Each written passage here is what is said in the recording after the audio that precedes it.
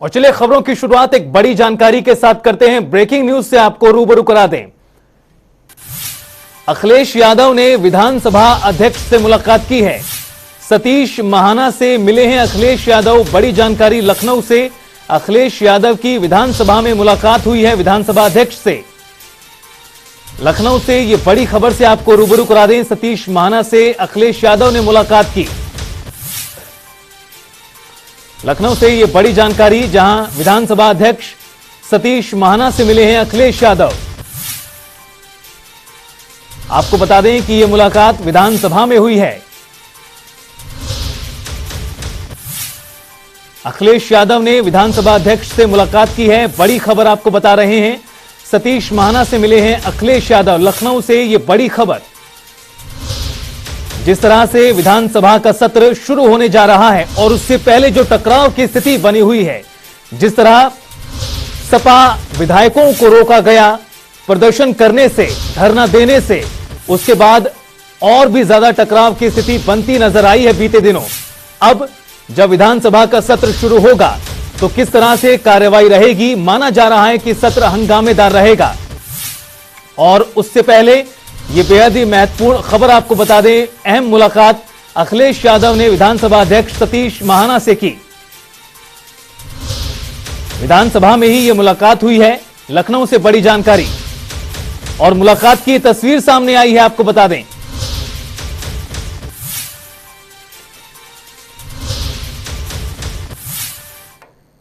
उधर प्रधानमंत्री मोदी का 72वां जन्मदिन मनाया गया। इस मौके पर उन्हें देश से लेकर विदेश तक बधाइयां मिली। वहीं बीजेपी पीएम के जन्मदिन को सेवा पखवाड़े के तौर पर मना रही है और जगह जगह कार्यक्रमों का आयोजन किया जा रहा है।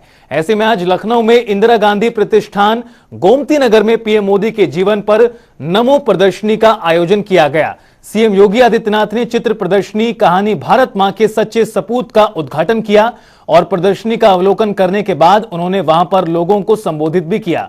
मुख्यमंत्री योगी आदित्यनाथ ने कहा कि प्रधानमंत्री नरेंद्र मोदी का जन्मदिन आज पूरा विश्व मना रहा है। वो भारत माता के सच्चे सपूत भी हैं, जैसा इस प्रदर्शनी का शीर्षक है। उन्होंने कहा कि हमारे प्रधानमंत्री एक भारत श्रेष्ठ भारत के शिल्पकार हैं। उनके नेतृत्व में बीते 8 वर्षों में जनता ने जिस नए भारत की शिल्प रचना होते हुए देखी है, उससे वो इस निष्कर्ष पर पहुंच चुकी है कि पीएम मोदी ही सच्चे अर्थों में सभी की जन आकांक्षाओं के प्रतिबिंब और भारतीयता के प्रतीक हैं। उन्होंने आगे कहा कि पीएम मोदी सबसे ज्यादा लोकप्रिय राजनेता हैं। उन्होंने अंतर्राष्ट्रीय स्तर पर भारत को मजबूत छवि बनाई है। उन्हें साहसिक और दूरगामी फैसले लेने के लिए जाना जाता है। सीएम योगी और तारीफ करते हुए बोले कि प्रधानमंत्री मोदी देश को सही दिशा में लेकर जा रहे हैं, जिसका नतीजा यह है कि आज भारत दुनिया की सबसे तेज गति से बढ़ती अर्थव्यवस्था के रूप में दिखाई पड़ रहा है।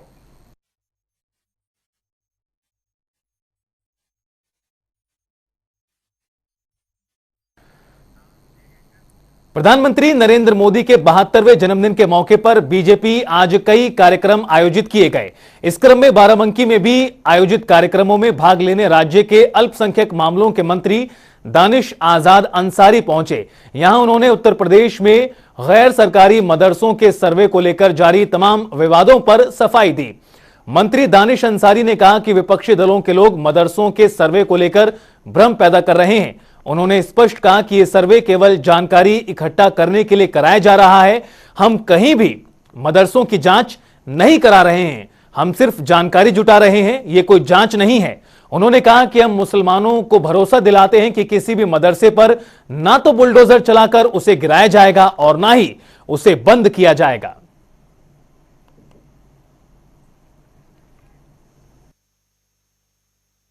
हमारे अल्पसंख्यक समाज को, मुस्लिम समाज को, और ख़ासतौर पे जो हमारे बैकवर्ड मुस्लिम्स हैं, जो पासमानदा समाज है, उनको मिल रहा है। चाहे प्रधानमंत्री आवास योजना हो, चाहे निःशुल्क राशन योजना हो, हर योजना का लाभ उनको मिलता है। और हमारे प्रयास से और सबके साथ से, सबके विश्वास से आज हम उनको और आगे और बेहतर भविष्य की तरफ ले जाएं। वहीं जनपद आजमगढ़ में प्रदेश अध्यक्ष बनने के बाद पहली बार दौरे पर आए भूपेंद्र चौधरी का जिले की सीमा पर पहुंचने पर जगह जगह जोरदार स्वागत किया गया। 24 अगस्त को जिले के दौरे पर आए भूपेंद्र चौधरी को आजमगढ़ से ही दिल्ली बुला लिया गया था और अगले दिन 25 अगस्त को प्रदेश अध्यक्ष बना दिया गया। ऐसे में जिले में पहली बार आने पर जिले के पदाधिकारियों और कार्यकर्ताओं ने अपने नेता का स्वागत किया। प्रदेश अध्यक्ष भूपेंद्र चौधरी जिले में प्रधानमंत्री नरेंद्र मोदी के जन्मदिन के अवसर पर आयोजित रक्तदान शिविर में हिस्सा लेने के साथ नमो प्रदर्शनी का भी शुभारंभ उन्होंने किया। मीडिया से बातचीत करते हुए भाजपा के प्रदेश अध्यक्ष भूपेंद्र चौधरी ने कहा कि लोकसभा के उपचुनाव में जिले की जनता को हमें आशीर्वाद मिला। आजमगढ़ अब हमारे लिए बंजर नहीं रहा है। जिले में विकास के काम भाजपा सांसद दिनेश लाल यादव निरहुआ के नेतृत्व में कराया जाएगा।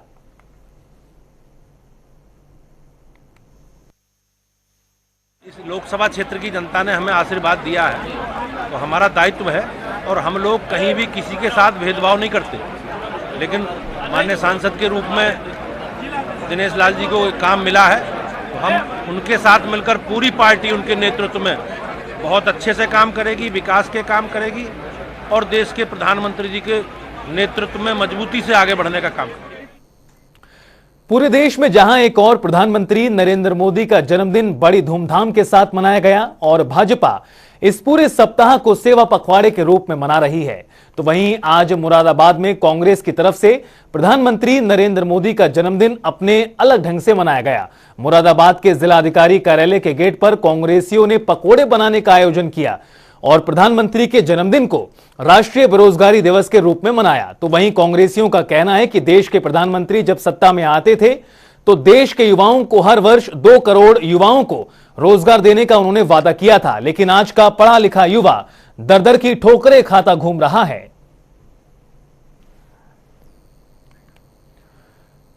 वहीं मुजफ्फरनगर में युवा मोर्चा ने जगह जगह रक्तदान शिविर लगाकर प्रधानमंत्री नरेंद्र मोदी का जन्मदिन मनाया।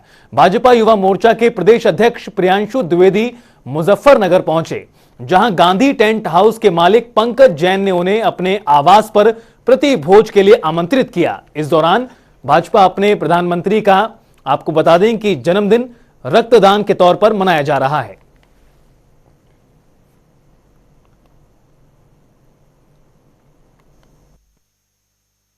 देखिए, प्रधानमंत्री जी का जन्मदिवस है और पूरे देश में भारतीय जनता युवा मोर्चा सेवा पखवाड़ा मना रहा है। और देखिए, यही अंतर है हम में और दूसरे दलों में। प्रधानमंत्री जी का जन्मदिन है तो कोई महंगे गिफ्ट उनको नहीं दिए जा रहे हैं, कोई रुपया पैसा नहीं दिया जा रहा है। आज प्रधानमंत्री के जन्मदिन पर भी गरीबों की सेवा की दृष्टि से रक्तदान का कार्यक्रम पूरे देश में नौजवानों ने किया है, कर रहे हैं और देखिएगा ऐतिहासिक होगा, रिकॉर्ड बनेगा। पीएम मोदी के जन्मदिन को भाजपा पूरे सप्ताह सेवा सप्ताह के रूप में मनाएगी। इसी को लेकर भारतीय जनता पार्टी की ओर से कई कार्यक्रम रामपुर में किए गए। वहीं जिला अस्पताल में एक कैंप का आयोजन हुआ, जिसका उद्घाटन भाजपा सांसद घनश्याम सिंह लोधी ने किया और जिला अस्पताल में ही मोदी जी के जन्मदिन का केक काटकर प्रधानमंत्री नरेंद्र मोदी को हार्दिक शुभकामनाएं दी।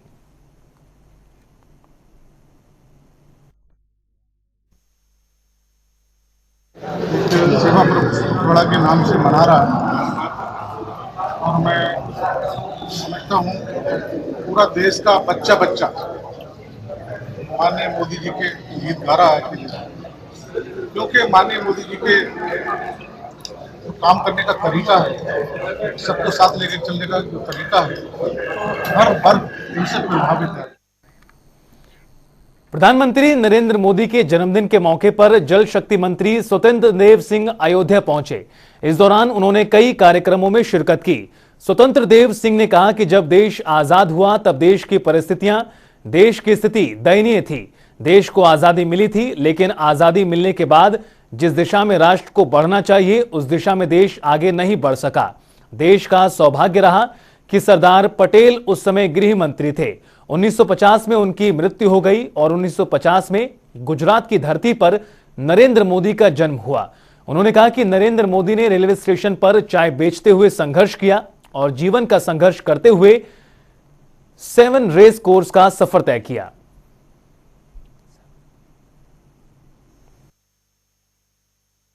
जो संसद युवा संसद यहाँ आयोजन किया गया है और ये बहुत महत्वपूर्ण है। चिंतन चलेगा, बड़े बड़े विद्वान भी आ रहे हैं इस पर और इसका एक लाभ मिलेगा। और सबसे अच्छी बात है कि आदरणीय नरेंद्र मोदी के जन्मदिन के अवसर पर युवाओं के प्रेरणा स्रोत स्वामी विवेकानंद जी हैं और स्वामी विवेकानंद जी का भी नरेंद्र और ये भी नरेंद्र आज देश के प्रधानमंत्री मोदी जी, आज उनका जन्मदिन है। जन्मदिन के अवसर पर युवा संसद का आयोजन किया गया है। देश भर में प्रधानमंत्री नरेंद्र मोदी का 72वां जन्मदिन मनाया गया। हर कोई प्रधानमंत्री के दीर्घायु की कामना के लिए धार्मिक अनुष्ठान कर रहा है, तो वहीं आधुनिक युग की तरह केक काटकर भी बधाई दी गई। रामनगरी अयोध्या के प्रसिद्ध पीठ हनुमानगढ़ी पर भी उनके दीर्घायु की कामना के लिए 1.25 लाख आहुति डाली गई। इस दौरान महंत राजू दास सहित दर्जनों नागा साधु मौजूद रहे। भगवान श्री राम की नगरी के हनुमानगढ़ी के पुजारी राजू दास ने आज सुबह से ही हनुमानगढ़ी पर धार्मिक अनुष्ठान किए, जिसमें सबसे पहले हनुमान चालीसा का पाठ किया गया और प्रधानमंत्री के दीर्घायु और सफलता के लिए हनुमानगढ़ी की यज्ञशाला हनुमंत यज्ञशाला में यज्ञ कर 1.25 लाख आहुतियां भी डाली गईं।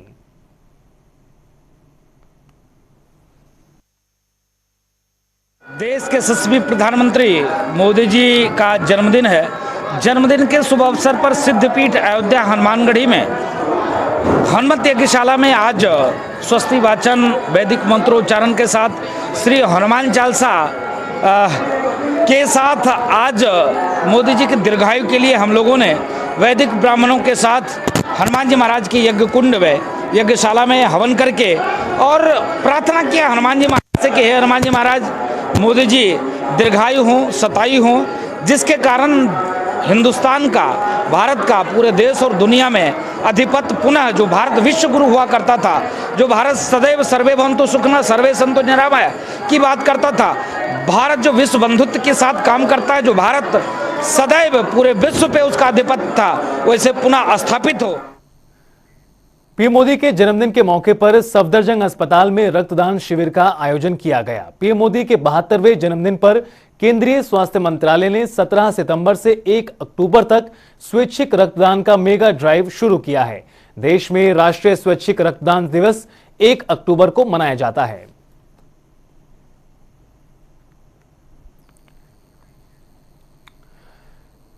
वहीं भारतीय जनता पार्टी के प्रदेश अध्यक्ष भूपेंद्र चौधरी ने राहुल गांधी की भारत जोड़ो यात्रा पर बड़ा हमला बोला।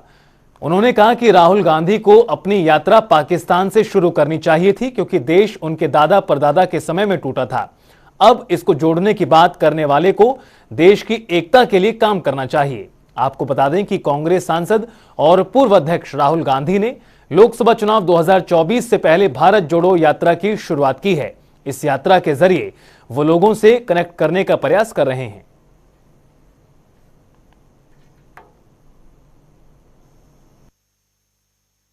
कांग्रेस की भूमिका को लेकर तो सब लोगों को जानकारी है, और राहुल गांधी को अगर जानकारी होती तो राहुल गांधी को यात्रा पाकिस्तान से शुरू करनी चाहिए थी, क्योंकि उनके दादा परदादा के समय ही भारत टूटा था।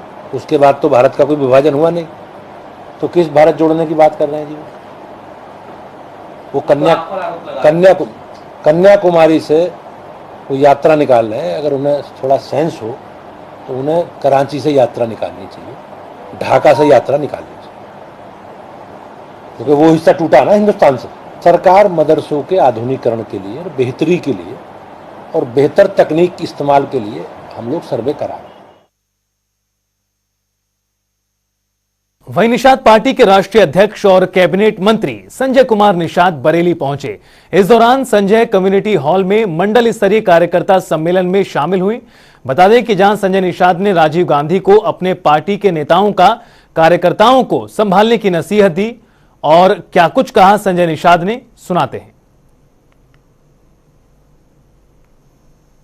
जन्मदिन के अवसर पर मैं अपने तरफ से, हमारे पार्टी की तरफ से अपने प्रधानमंत्री को दीर्घायु की कामना करता हूं, और आप लोगों के माध्यम से मैसेज देना चाहता हूं कि आज के दिन में कि ऐसा बिरला प्रधानमंत्री होता है जो पूरी दुनिया के लिए सोचे, देश के लिए, गरीबों के लिए, नौजवानों महिलाओं के लिए सोचे, उनके अलावा पूरे देश के लिए सोचे, और एक तरीका का एक रास्ता बनाया कि व्यक्ति को हमेशा अवसर का सदुपयोग करना चाहिए, समय का सदुपयोग करना चाहिए, धन शक्ति बुद्धि का सदुपयोग करना चाहिए। उसमें हम लोगों ने निषाद पार्टी ने निर्बल इंडियन शोषित हमारा आम दल को माननीय प्रधानमंत्री जी ने गले लगाया, उसी तरीके से गले लगाए जिस तरीके से त्रेता में भगवान राम ने निषाद राज को गले लगाया था। और चलिए अब रुख करते हैं उत्तराखंड की खबरों का, जहां मुख्यमंत्री पुष्कर सिंह धामी ने प्रधानमंत्री नरेंद्र मोदी के जन्मदिन के मौके पर स्वच्छता पखवाड़े की शुरुआत की है। बता दें कि इस मौके पर शहीद मेजर चित्रांश बिष्ट के आवास पहुंचकर उनके पिता से मुलाकात की और स्वच्छता पखवाड़े की शुरुआत की गई। मुख्यमंत्री पुष्कर सिंह धामी ने कहा कि प्रधानमंत्री नरेंद्र मोदी के जन्मदिन के मौके पर स्वच्छता पखवाड़े की शुरुआत की जा रही है। आम लोगों से भी अपील की गई है।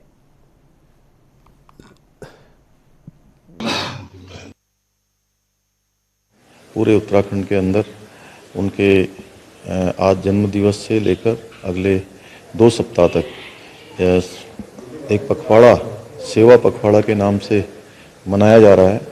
उसकी आज हम शुरुआत कर रहे हैं और हमने अपने शुरुआत के समय में सबसे पहले मेजर चित्रेश बिष्ट, जिन्होंने अपना सर्वोच्च बलिदान दिया भारत माँ की रक्षा के लिए, हमारे पूरे राष्ट्र की रक्षा के लिए अपने प्राणों का बलिदान किया, वहाँ से हमने आज सफाई अभियान यहाँ से प्रारंभ करना है।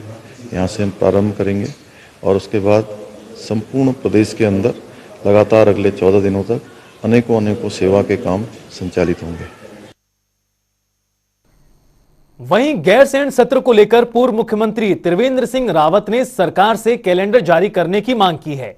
वहीं पूर्व मुख्यमंत्री के बयान को कांग्रेस अध्यक्ष करण माहरा ने भी अपना समर्थन दिया। माहरा का साफ कहना है कि उत्तराखंड का गठन पहाड़ के विकास के लिए किया गया था, लेकिन गैरसैंण को पूर्व राजधानी का दर्जा नहीं दे पाए और ना ही वहां पर सही तरीके से सत्र का संचालन हो रहा है।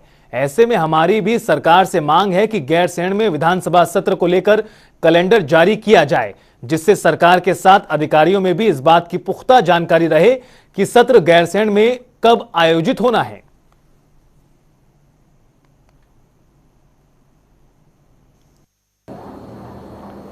बात एकदम सही है, क्योंकि जब उत्तराखंड राज्य बना और हम लोग भी उस समय जेलों में रहे और जितने आंदोलनकारी थे, सपना यही था कि खेल हमारा, व्यापार हमारा, शिक्षा हमारी और जो सुविधाएं बढ़ेंगी वो भी हमारी, और हमारे यहाँ की जो पॉलिसीज़ बने वो हमारे उत्तराखंड की भौगोलिक परिस्थिति, हमारी जो संस्कृति है उसके अनुरूप बने, और इसीलिए उत्तर प्रदेश से अलग होने का निर्णय लिया गया और बड़ा आंदोलन एक छिड़ा।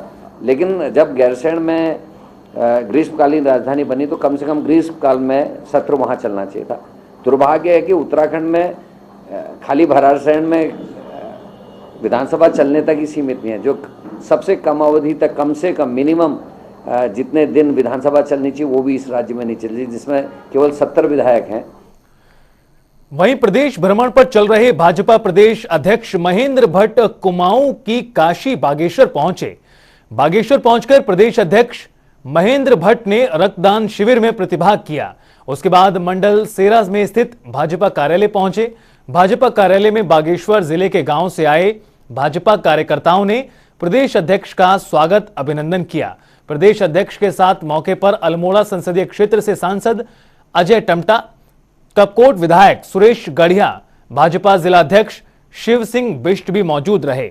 इस दौरान महेंद्र भट्ट ने मिशन 2024 का भी जिक्र किया। साथ ही घोटालों पर हो रही कार्रवाई को लेकर सीएम धामी की तारीफ की। हमारे सभी कार्यकर्ता विभिन्न सभी जनपदों में, मंडलों में विभिन्न प्रकार के सेवा कार्य को लेकर अपनी गतिविधियों को प्रारंभ करेंगे। आज बागेश्वर के अंदर रक्तदान शिविर हुआ और बस्ती लगी, वृक्षारोपण के कार्यक्रम चलेंगे, कृत्रिम अंगों का वितरण ये कार्यक्रम चलेंगे, स्वास्थ्य परीक्षण के कार्यक्रम चलेंगे, और इसके साथ साथ प्रबुद्ध जनों के बीच में मोदी जी के व्यक्तित्व को लेकर विचार गोष्ठियां होंगी। 2024 हमारा मिशन है, हमारा कार्यकर्ता, उच्च स्तर के कार्यकर्ता इस कार्य में लगे और पुनः हैट्रिक हम बनाएंगे, ऐसा विश्वास करते हैं। कुमाऊं के कई हिस्सों में लगातार बारिश जारी है। कुमाऊं मंडल में अब तक कुल 68 सड़कों के बंद होने की जानकारी कुमाऊं कमिश्नर ने दी। कुमाऊं मंडल के सभी जिलाधिकारियों को बंद सड़कों को जल्द से जल्द खोलने के निर्देश दिए गए हैं। मलबा आने से हल्द्वानी भवाली अल्मोड़ा हाईवे बंद हो गया है। अगले 24 घंटे बारिश की आशंका को देखते हुए सभी अधिकारियों को हाई अलर्ट पर रखा गया है। वहीं कुछ घंटों की बारिश में ही एक बार फिर रुद्रपुर शहर पानी से लबालब हो गया। बस्तियों में बुरी तरह पानी घुस गया और लोगों के घरों का सामान पानी में डूब गया। पिछले अक्टूबर माह में आई जल आपदा जैसी तस्वीर एक बार फिर देखने को मिली। इस बीच सूचना पर विधायक शिव अरोरा, मेयर रामपाल के साथ ही पुलिस कप्तान डॉक्टर मंजूनाथ टीसी मौके पर पहुंचे। एनडीआरएफ की टीम मौके पर बुला ली गई। विधायक और पुलिस कप्तान खुद पानी में उतरे। इस बीच 80 परिवारों को हटाकर सुरक्षित स्थानों पर भेजा गया।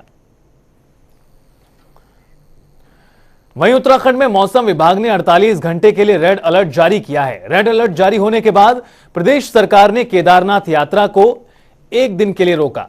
मुख्यमंत्री पुष्कर सिंह धामी ने कहा कि केदारनाथ यात्रा मार्ग पर बारिश के दौरान जगह जगह लैंडस्लाइड और पत्थर गिरने की आशंका बनी रहती है, लिहाजा इसी को देखते हुए आज के दिन केदारनाथ यात्रा को रोका गया। तो वहीं उन्होंने ये भी कहा कि मौसम के व्यवहार को देखते हुए आगे कोई निर्णय लिया जाएगा। सभी अधिकारियों से वीडियो कॉन्फ्रेंसिंग के माध्यम से लगातार बात की जा रही है। रेड अलर्ट के मद्देनजर प्रदेश के अधिकारियों को भी अलर्ट पर रखा गया है। ऐसे में प्रदेश के कई जिलों में लगातार भारी बारिश का दौर पिछले कई घंटों से जारी है।